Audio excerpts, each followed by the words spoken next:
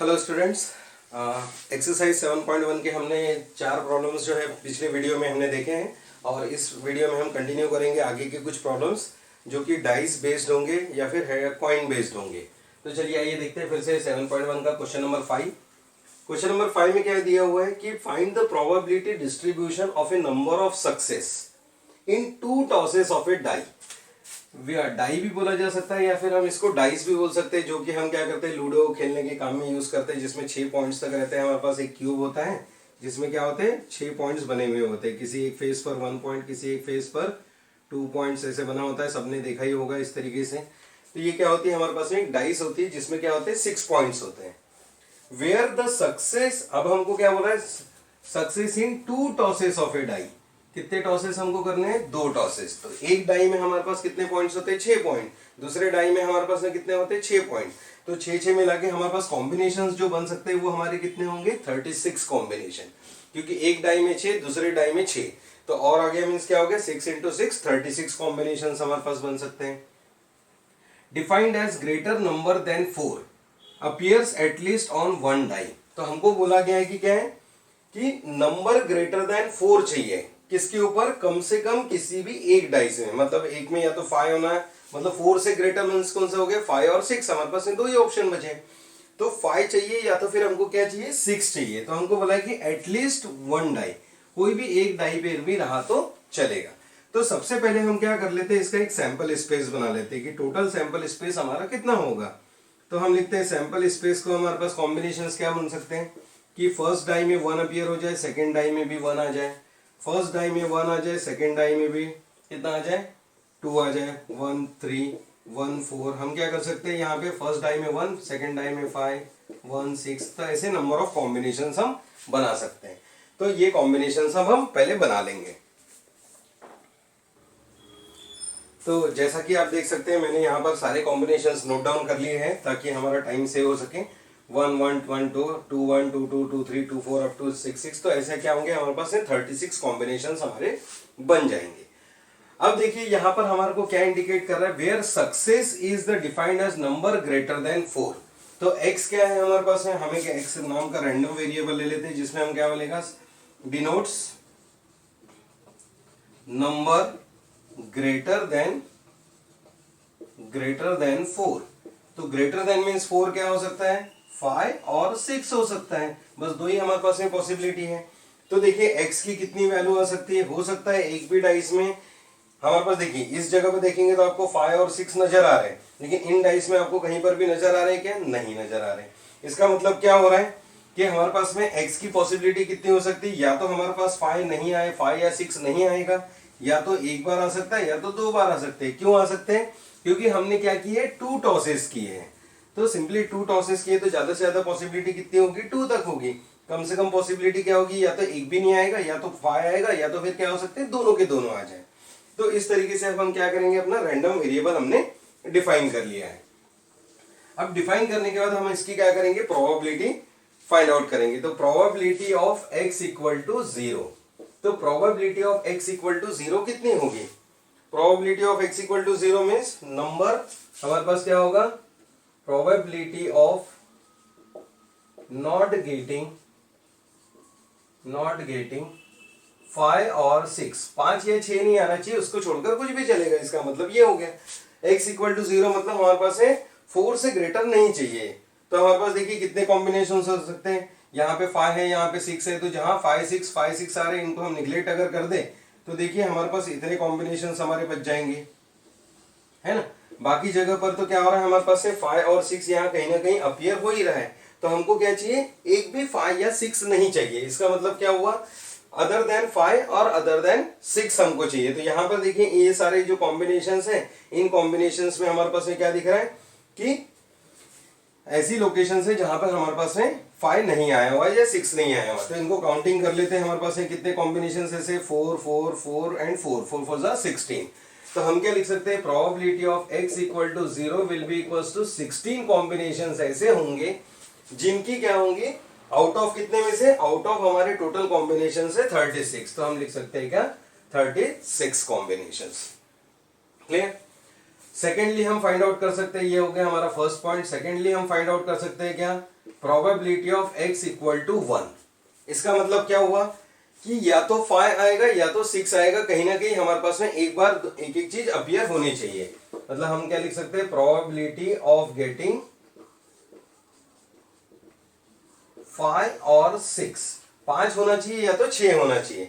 तो ऐसे कितने कॉम्बिनेशन है, तो अब इनको हम काउंट कर लेते हैं। देखिए यहाँ पर 1 2, यहाँ पर दिख रहा है आपको 3 4 5 6, काउंटिंग कर लीजिए आप, 7, यहाँ पर दिख रहा है 8। मतलब हो क्या रहा है यहाँ पे, या तो 5 अपीयर हो रहा है या तो क्या हो रहा है 6 अपीयर हो रहा है। तो 8 हमारे कॉम्बिनेशन हो गए, 9 10 11 12। यहाँ देखिए 2 बार 5 आ रहा है, 12। फिर हम ले लेते हैं 13 14 15 एंड 16। यहाँ 6 और 5 दोनों आ रहे, 6 और 6 दोनों आ रहे, तो ये कॉम्बिनेशन हमारे नहीं होंगे। तो अब देखिए यहाँ पर क्या हो गया हमारे पास, ये जो सारे नंबर्स हैं हमारे पास कितने, 8 और ये 8, तो कितने हो गए 16। तो इसकी भी प्रोबेबिलिटी कितनी आ जाएगी, probability of x equal to 1 will be equal to 16 combinations out of 13 combinations हम बोल सकते हैं।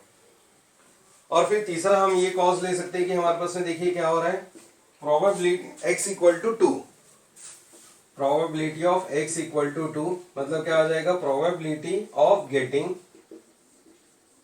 गेटिंग 5 और 6 बोथ, दोनों ही इंक्लूड हो जाए ऐसे। तो देखिए यहाँ 5 5 इंक्लूड हुआ, यहाँ 5 6 इंक्लूड हुआ, यहाँ 6 5 और ये 6 6। तो हमारे पास कितने कॉम्बिनेशंस बच गए ऐसे, 4। तो 4 आउट ऑफ 36। तो इस तरीके से हम इसको क्या कर सकते हैं, सिंप्लीफाई कर सकते हैं। इसको और छोटा करने के लिए हम क्या कर सकते हैं, 2 से एलिमिनेट करें तो 2 8 2 19, 18 आ जाएगा अपने पास में, 2 8 16, 18 दूनी 36। या फिर आप इसको ऐसे भी रहने देंगे तो कोई दिक्कत नहीं है। अब देखिए इसका हम प्रोबेबिलिटी डिस्ट्रीब्यूशन टेबल हम फॉर्म कर लेते हैं, प्रोबेबिलिटी डिस्ट्रीब्यूशन टेबल। तो प्रोबेबिलिटी डिस्ट्रीब्यूशन टेबल लिखते हैं तो हम क्या लिखते हैं, हमारे रैंडम वेरिएबल को लिखेंगे और हम लिखेंगे इसकी प्रोबेबिलिटीज को 0 1 एंड 2।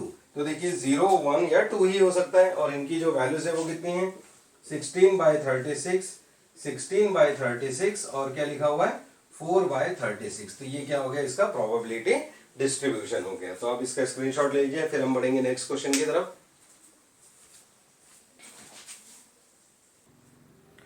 तो चलिए देखते हैं क्वेश्चन नंबर 6। क्वेश्चन नंबर 6 में आप हमारे पास में क्या गिवन है, देखिए from a lot of 30 bulbs, मतलब टोटल नंबर ऑफ बल्ब्स हमारे पास में 30 है, विच इंक्लूड 6 डिफेक्टिव। अब इसमें क्या है, हमारे पास में 6 डिफेक्टिव बल्ब भी है। इसका मतलब क्या हो गया कि जो रिमेनिंग बल्ब्स होंगे वो अच्छी कंडीशन के होंगे। सो टोटल हमारे पास में कितने बल्ब्स हो गए, टोटल है 30 बल्ब्स, आउट ऑफ विच हम क्या हो सकते हैं 6 डिफेक्टिव। 6 अगर डिफेक्टिव है, इसका मतलब क्या हो गया, हमारे पास है 24 बल्ब्स जो है वो कैसे हैं, 24 bulbs are in good condition.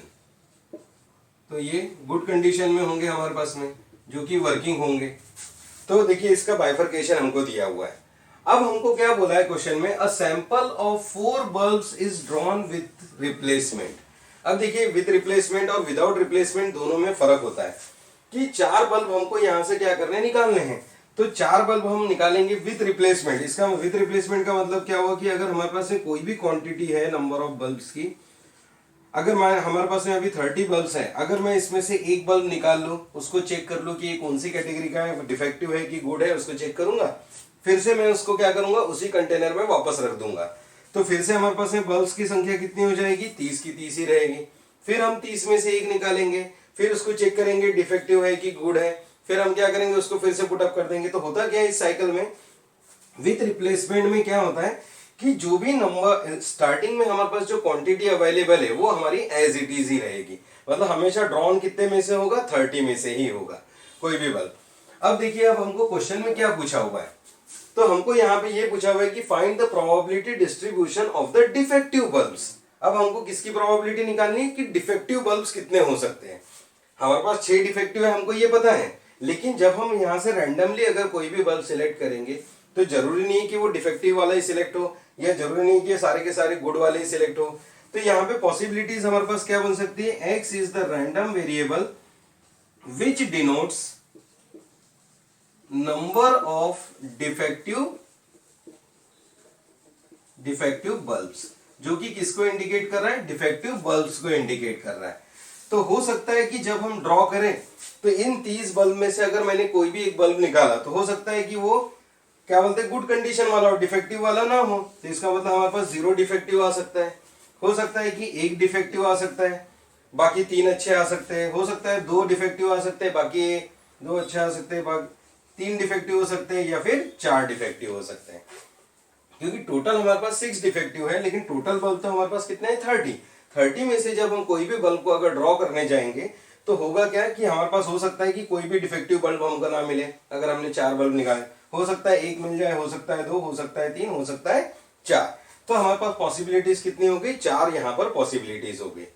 तो अब हम इनको देखेंगे कि कैसे करना है। तो सबसे पहले अब हम निकालते हैं अगर probability of getting x equal to 0 number of defective, मतलब क्या हो गया 0 डिफेक्टिव बल्ब्स।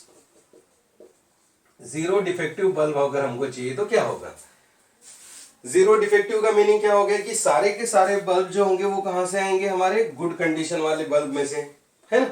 तो गुड कंडीशन वाले बल्ब में से हम पहले क्या करेंगे, इन 24 में से 24 बल्ब 24 बल्ब है आउट ऑफ कितने 30, क्लियर। 24 बल्ब्स में से हम क्या कर रहे हैं, मतलब 30 बल्ब्स है टोटल मिला के, इन 24 बल्ब्स में से हमारा क्या होगा आउटकम आएगा। पहली बार अगर किया तो हो सकता है कि अगर हम क्या करें तो 0 डिफेक्टिव, ये तो क्या हुआ वन टाइम ड्रॉ हुआ, फिर से हमने उस बल्ब को उसी में पुटअप कर दिया, तो हमको कितने बल्ब्स निकालने 4। तो चारों के चारों कौन से आने चाहिए हमारे पास में, गुड कंडीशन वाले बल्ब आने चाहिए। इसका मतलब क्या हो गया 24 out of 30, 24 out of 30, 24 out of 30।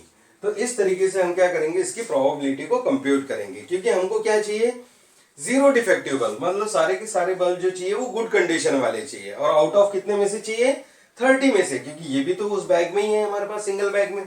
तो इसका सॉल्यूशन अब हम निकालेंगे। तो ये सॉल्यूशन आपका आ जाएगा 256 बाय 625। जब आप इसका कैलकुलेशन कर लेंगे, काटपीट कर लेंगे तो आ जाएगा। अब सेकेंडली अब हमको क्या चाहिए कि probability of x equal to 1। इसका मीनिंग क्या हुआ, 1 डिफेक्टिव पीस चाहिए हमको एंड 3 गुड बल्ब्स चाहिए हमको। गुड बल्ब्स आ जाएंगे हमारे पास है। हमको निकालनी प्रोबेबिलिटी 1 डिफेक्टिव की, लेकिन हम तो ड्रॉ कितने कर रहे हैं, 4 बल्ब को हम ड्रॉ कर रहे हैं, तो हमको इनको भी काउंटिंग में लेना ही पड़ेगा। एक ही डिफेक्टिव की बात कर रहे हैं, बाद में हम आगे चल के 2, 3, 4 तीनों डिफेक्टिव की बात करेंगे, लेकिन अभी हमको कितने चाहिए, एक डिफेक्टिव बल्ब चाहिए। तो अब देखिए क्या हो सकता है, एक डिफेक्टिव बल्ब चाहिए, मतलब किस में से आएगा वो 6 में से, आउट ऑफ कितने बल्ब्स में से 30, तो 6 आउट ऑफ 30, और फिर बाकी के कहां से आएंगे, गुड बल्ब्स में से आएंगे।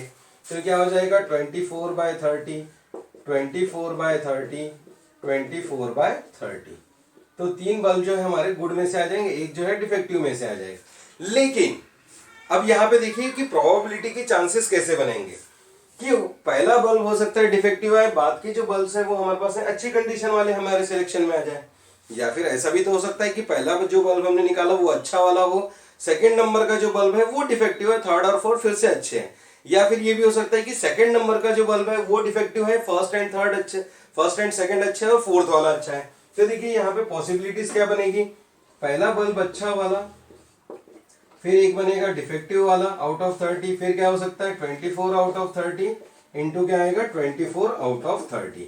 तो हमने फिर से 4 बल्ब निकाल लिए। हो सकता है कि थर्ड नंबर वाला हमारे पास में क्या हो डिफेक्टिव हो, तो 24 out of 30 into 24 out of 30 into 24 out of 30, sorry 6 out of 30 into 24 out of 30। या फिर हो सकता है कि लास्ट वाला बल्ब हमारे पास में क्या है डिफेक्टिव है, क्योंकि हमको क्या चाहिए एक ही डिफेक्टिव की बात कर रहे हैं हम।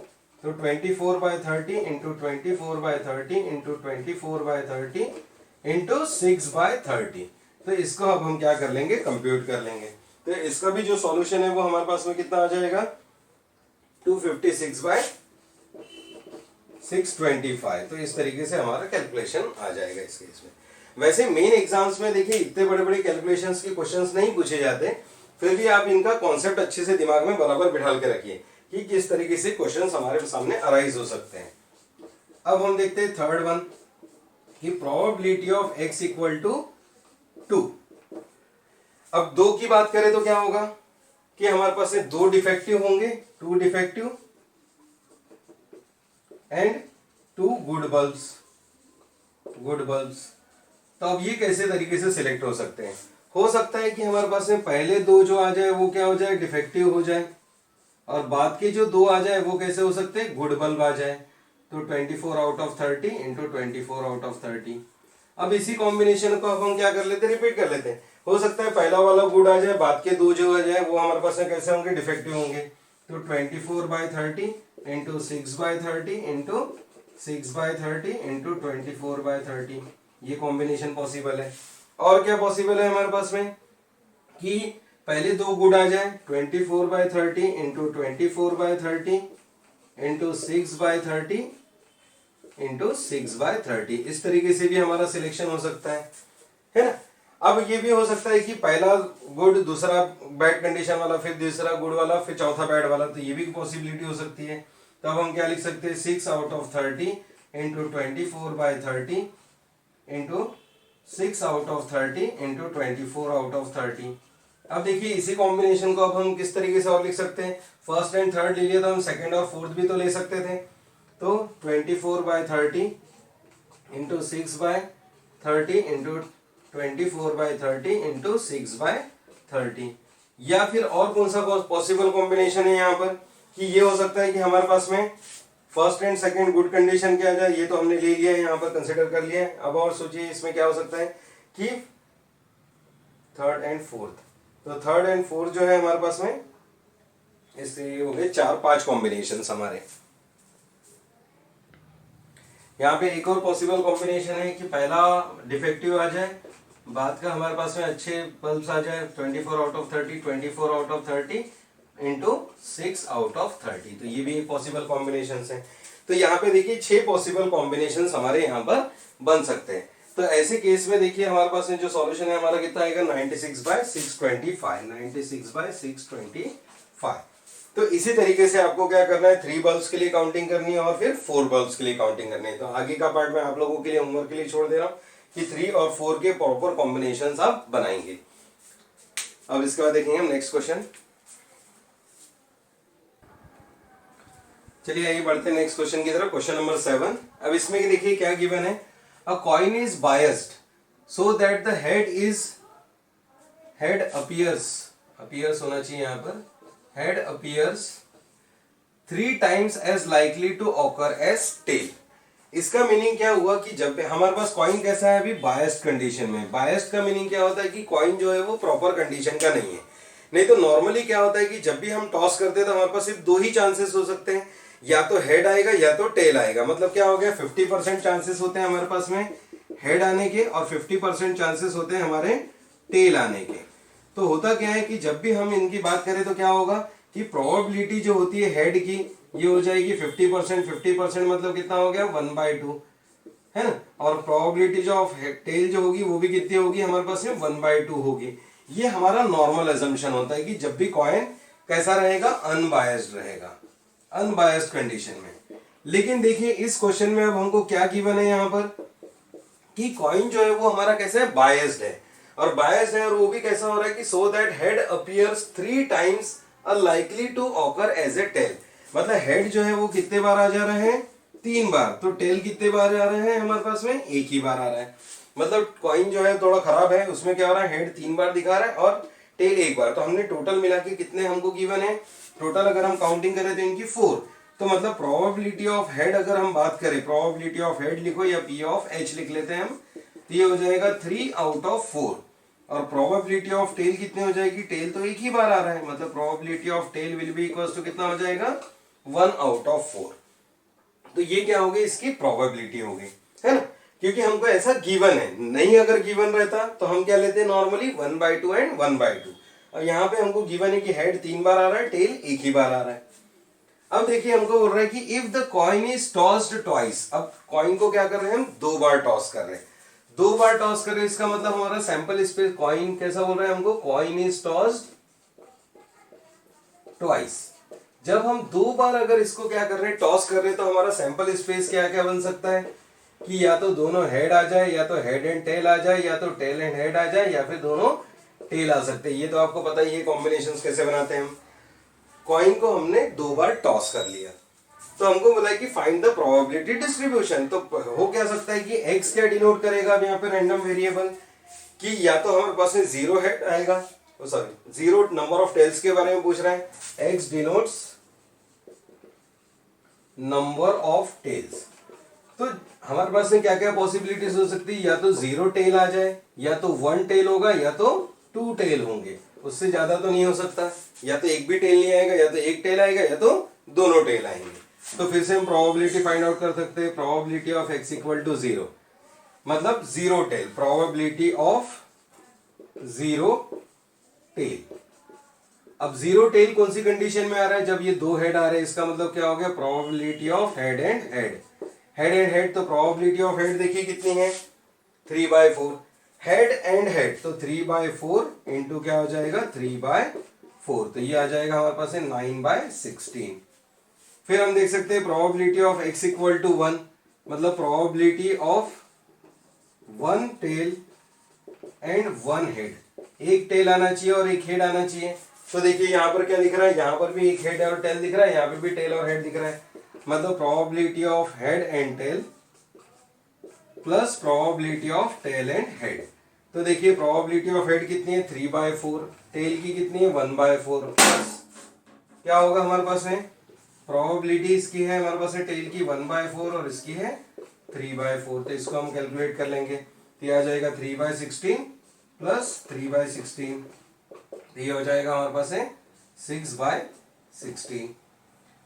और फिर तीसरा अब हम फाइंड आउट कर सकते हैं probability of x equal to 2 के लिए। तो x इक्वल टू 2 मतलब क्या हो जाएगा, probability of tail and tail, दोनों टेल आने चाहिए, तो इसका मतलब 1/4 इंटू 1/4, तो ये हो जाएगा 1/16। अब इसको हम टेबल फॉर्म में अरेंज कर लेंगे, 9/16, 6/16 एंड 1/16, तो वो हमारा क्या कहलाएगा, प्रोबेबिलिटी डिस्ट्रीब्यूशन कहलाएगा। तो इसका आप स्क्रीनशॉट ले सकते हैं। देखते हैं क्वेश्चन नंबर 8। तो देखिए इसमें क्या लिखा हुआ, अ रैंडम वेरिएबल, अभी यहाँ पे शॉर्टकट में लिखा है random variable x has following probability distribution. तो अब यहाँ पे देखिए हमको डिस्ट्रीब्यूशन यहाँ पर इसका गिवन है, और डिस्ट्रीब्यूशन के साथ साथ क्या गिवन है, इनकी वैल्यूज अब हमको फाइंड आउट करनी है कि k की वैल्यू क्या होगी, कि x less than 3, x greater than 4, इनकी वैल्यूज हमको फाइंड आउट करनी है। तो देखिए एकदम सिंपल सा क्वेश्चन है कि हमारे पास है अब डिस्ट्रीब्यूशन टेबल गिवन है, तो हमको ये पता है कि कोई भी अगर प्रोबेबिलिटी होती है, मैंने बताया था प्रोबेबिलिटी मास फंक्शन जब भी हमको गिवन रहा तो उसकी टोटल वैल्यू कितनी होगी, 1 होगी, 1 से ज्यादा भी नहीं होगी और 1 से कम भी नहीं होगी। तो इन सारी वैल्यूज का सम हमारे पास में कितना आना चाहिए, 1 आना चाहिए। तो तब देखिए सबसे पहले अगर हमको कोई भी अगर कांस्टेंट अगर फाइंड आउट करना है, टू फाइंड कांस्टेंट k, तो क्या होना चाहिए, sum of p of x of all values should be equal to कितना होना चाहिए, 1 होना चाहिए। तो क्योंकि अब यहाँ पे अगर वैल्यूज रहती तो हम ऐड करके पहले ही चेक कर चुके होते, लेकिन अब यहाँ पे वैल्यूज नहीं है, इसलिए हम क्या करेंगे, इन सबका सम करेंगे और सम की वैल्यू कितनी हो जानी चाहिए, 1, क्योंकि इनका जो टोटल होता है, टोटल कितना आना चाहिए, ऑलवेज 1 होता है। तो देखिए चलिए ऐड कर लेते हैं, कितना होगा, 0 plus k, 0 plus k plus 2k plus 2k plus 3k plus k square plus 2k square plus 7k square plus k will be equal to 1 हम ले लेंगे। तो देखिए 2 2 4 5 हो जाएगा, 5 3 8 हो जाएगा, 8 और 1 9 हो जाएगा हमारे पास में, तो ये हो जाएगा 9k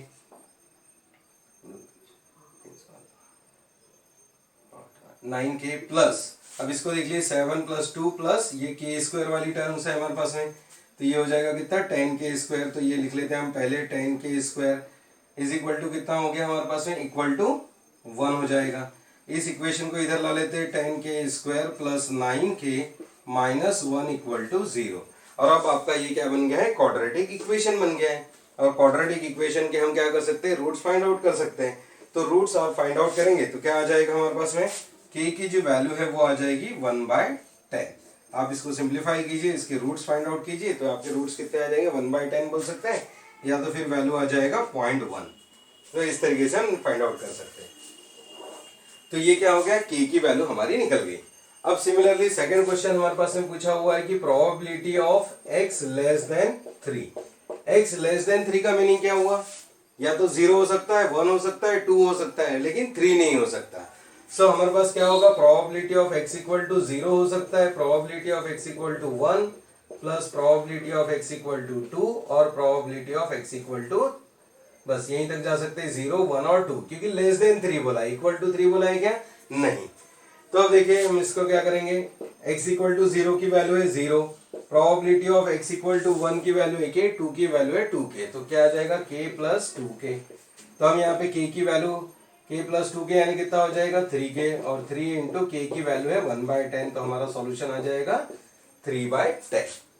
और सिमिलरली अब हम क्या कर सकते हैं, थर्ड पार्ट को भी सॉल्व कर सकते हैं। आपको इसको सॉल्व करना है probability of x greater than 4, तो ग्रेटर देन 4 मतलब क्या हुआ, ग्रेटर देन 4 मीन्स 5 हो सकता है, 6 हो सकता है या 7 हो सकता है। तो probability of x equal to 5 plus probability of x equal to 6 और probability of x equal to 7। तो बस इनके वैल्यूज ले लीजिए, 5 की वैल्यू है k स्क्वायर, 6 की वैल्यू है 2k square and then 7k square plus k, तो ये हो जाएगा आपका कितना 7 2 9 plus 1 10, 10k square plus k। तो यहाँ पे बस आप k की वैल्यू पुटअप कर लीजिए और इसका कैलकुलेशन कर लीजिए, k की वैल्यू है 1/10 का स्क्वायर प्लस 1/10, इस तरीके से। तो आप इसका कंप्यूटेशन कीजिए, आपके पास में क्या रहेगा, इसका सॉल्यूशन रेडी हो जाएगा। तो थोड़ा मेहनत आप भी कीजिए। तो आज के वीडियो में हम इतना ही देखेंगे, नेक्स्ट क्लास में हम देखेंगे इस एक्सरसाइज को हम पूरा ही कंप्लीट कर लेंगे यहाँ पे। तो थैंक यू वेरी मच।